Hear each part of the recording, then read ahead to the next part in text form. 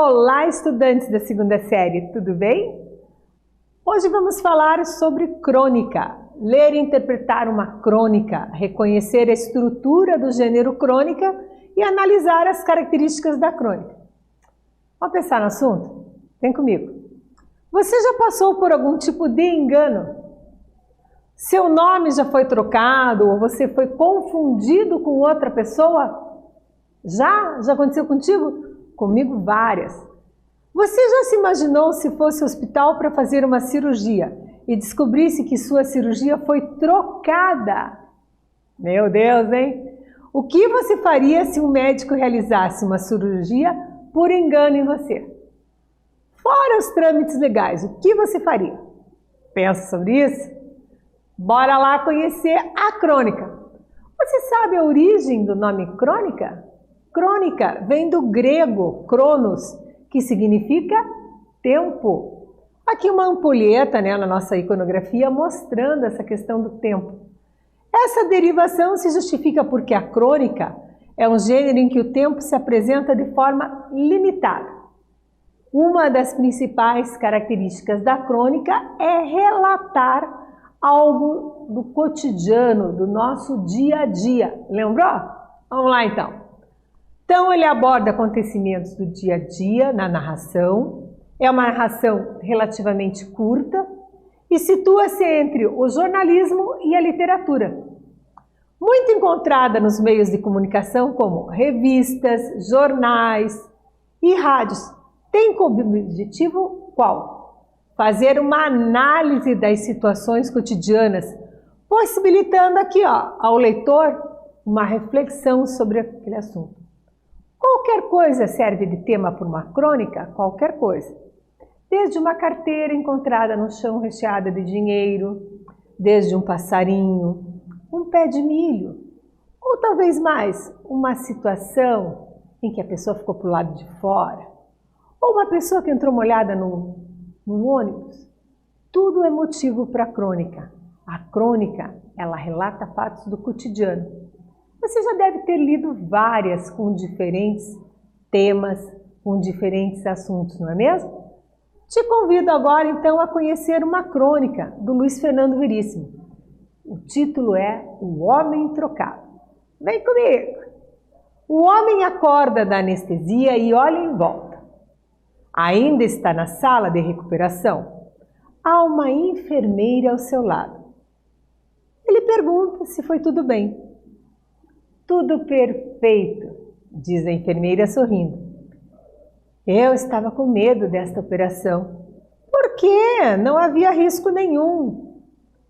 Comigo sempre há risco. Minha vida tem sido uma série de enganos. E conta que os enganos começaram com o seu nascimento. Houve uma troca de bebês no berçário e ele foi criado até os 10 anos por um casal de orientais, que nunca entenderam o fato de terem um filho claro com olhos redondos. Descoberto o erro, ele fora viver com seus pais verdadeiros, ou com sua verdadeira mãe, pois o pai abandonara a mãe depois que esta não soubera explicar o nascimento de um bebê chinês. Atividade 1. Por que o personagem afirmou que estava com medo da operação que tinha realizado? Relate o que aconteceu ao homem durante seu nascimento. Faz aí que eu te aguardo aqui.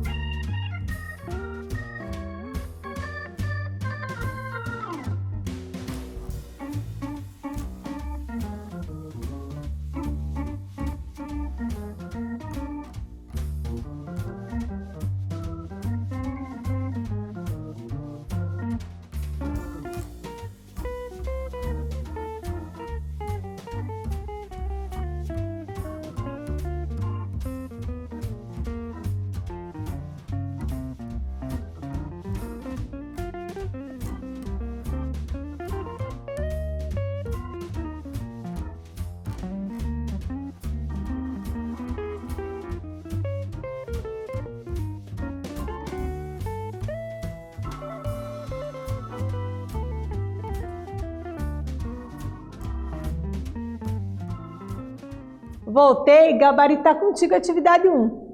Porque segundo o personagem, sua vida teria sido o quê? Uma série de enganos. Ele foi trocado na maternidade, criado até os 10 anos por um casal de orientais, que nunca entenderam o fato de terem um filho com os olhos redondos, claro, né? Deu problema para todo mundo. Continuamos a leitura? Vamos lá. E o meu nome? Outro engano. Seu nome não é Lírio? Era para ser Lauro. Se enganaram no cartório e os enganos se sucediam. Na escola, vivia recebendo castigo pelo que não fazia. Fizeram vestibular com sucesso, mas não conseguiram entrar na faculdade, na universidade. Os computadores se enganaram, seu nome não apareceu na lista. Há anos que a minha conta do telefone vem com cifras incríveis. No mês passado, tive que pagar mais de 3 mil. O senhor não faz chamadas interurbanas? Eu não tenho telefone. Conhecer a sua mulher por engano, ela confundira com outro. Não foram felizes. Por quê? Ela me enganava.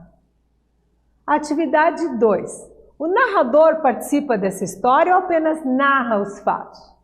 Na letra B. O que a personagem quis dizer nesta fala? Abre aspas.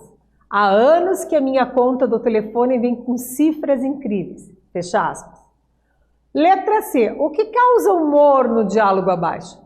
O senhor não faz chamadas interurbanas? Eu não tenho telefone. Diante destas propostas, faz aí, que eu estou te aguardando aqui.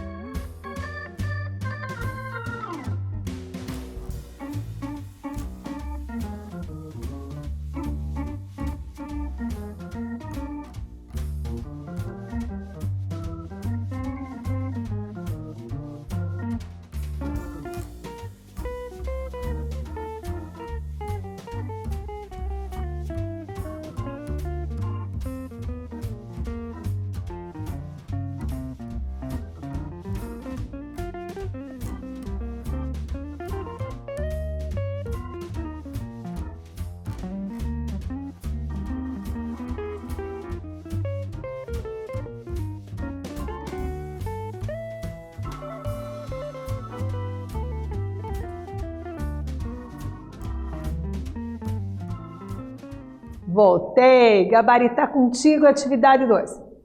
Retomamos a letra A. O narrador participa dessa história ou apenas apresenta os fatos? O narrador apenas narra os fatos, não participa. É chamado então de narrador o quê? Observador. Quais são os tipos de narrador que existem, professor? Narrador observador, aquele que não participa da história, apenas narra os fatos. E se ele participar da história, qual é o nome? É o narrador personagem e está em primeira pessoa. Há ainda o narrador onisciente, que é em terceira pessoa, tudo sabe, tudo vê o que a personagem sente, vai fazer, pensa. Retomando, 3 tipos de narrador. Um em primeira pessoa, narrador personagem. 2 em terceira, narrador observador, tá ali, ó, só olhando, só falando o que ele faz, que é o nosso caso aqui. E o narrador onisciente, que inclusive sabe o que a pessoa pensa, sente e vai. Ok? A letra B, o que o personagem quis dizer com esta fala? Há anos que a minha conta do telefone vem com cifras incríveis. Primeira questão é o vocabulário, né? Você sabe o que são cifras? Sim, são valores, né? A conta do telefone vem num valor muito alto para pagar. Cifra, ó, de cifrão, então muito alta, né? E o que acontece? Ao usar essa expressão cifras incríveis, o personagem se refere ao alto valor da sua conta telefônica. Por que incrível, né? Incrível significa o quê? Inacreditável.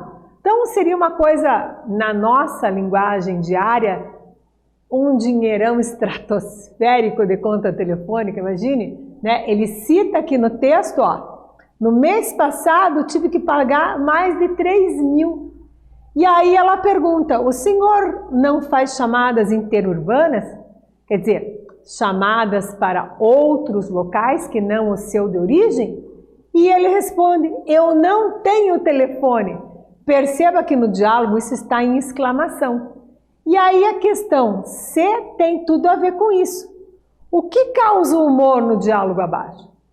Será que é a expressão, a quebra de expectativa, a ruptura? Acertou quem disse que o quê? A quebra da expectativa da enfermeira, né? Ela estava certa que teria o quê?